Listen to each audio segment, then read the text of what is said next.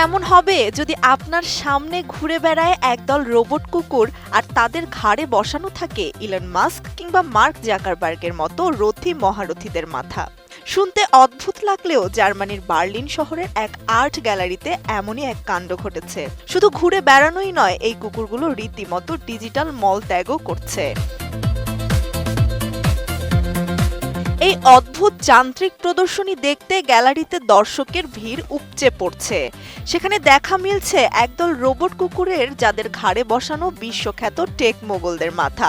মার্কিন ডিজিটাল শিল্পী বিপলের এই প্রদর্শনীর নাম দেওয়া হয়েছে রেগুলার অ্যানিমেলস। আন্তর্জাতিক সংবাদ মাধ্যম রয়টার্সের প্রতিবেদনে এমন তথ্য উঠে এসেছে। এই রোবট কুকুরগুলো কেবল অলসভাবে ঘুরে বেড়ায় না, এদের প্রতিটি কার্যক্রম অত্যন্ত সুপরিকল্পিত। প্রতিটি কুকুরের চোখে লাগানো আছে অত্যাধুনিক ক্যামেরা। তারা চারপাশের দর্শক ও পরিবেশের ছবি তোলে এবং কৃত্রিম বুদ্ধিমত্তার মাধ্যমে সেই ছবিগুলোকে প্রসেস করে। ছবিগুলো প্রসেস করার পর কুকুরগুলো সেগুলো প্রিন্ট আকারে বের করে দেয়, যাকে শিল্পী বিপল বলছেন পুইং বা ডিজিটাল মলত্যাগ।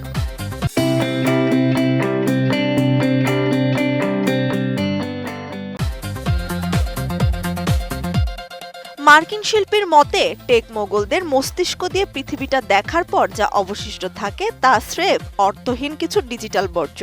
প্রতিটি প্রিন্ট হওয়া ছবি সেই কুকুরের মুখে থাকা ব্যক্তিত্বের স্টাইলে তৈরি হয়। যেমন পাবলো পিকাসোর মুখধারী কুকুরটি ছবিকে কিউবিস্ট শিল্পরূপে প্রকাশ করে, আবার অ্যান্ডি ওয়ারহলের কুকুরটি সেটিকে পপ আর্টের রূপ দেয়। অন্যদিকে মার্কস বা জাকারবার্গের অবয়বের কুকুরগুলোর প্রিন্টে প্রতিফলিত হয় বর্তমানের যান্ত্রিক ও জটিল অ্যালগরিদমের এক রূপ।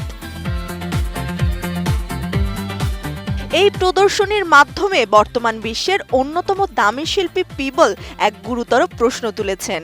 তার মতে, অতীতের শিল্পীরা সমাজের দৃষ্টিভঙ্গি বদলাতেন, কিন্তু এখন মানুষের চিন্তা ও মনস্তত্ত্ব নিয়ন্ত্রণ করছে টেক বিলিয়নিয়ারদের তৈরি অ্যালগরিদম। কোনো আন্তর্জাতিক প্রতিষ্ঠানের অনুমতি ছাড়াই তারা চাইলে মুহূর্তেই কোটি কোটি মানুষের সোশ্যাল মিডিয়া ফিড বদলে দিতে পারেন।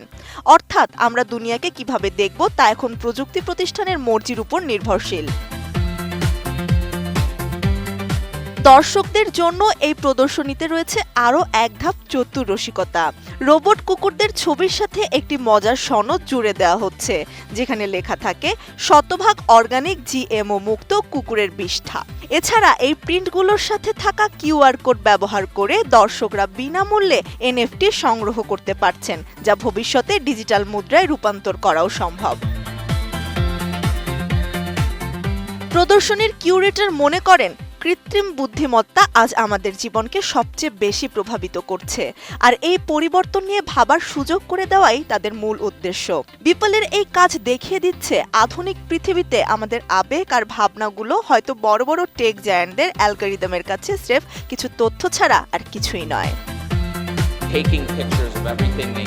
বিপল কেবল একজন গ্রাফিক ডিজাইনার নন, তিনি বর্তমান বিশ্বের সবচেয়ে দামি 3 শিল্পীর মধ্যে একজন। তার ডিজিটাল আর্ট এর আগে $6.90 কোটি বিক্রি হয়ে ইতিহাস গড়েছে।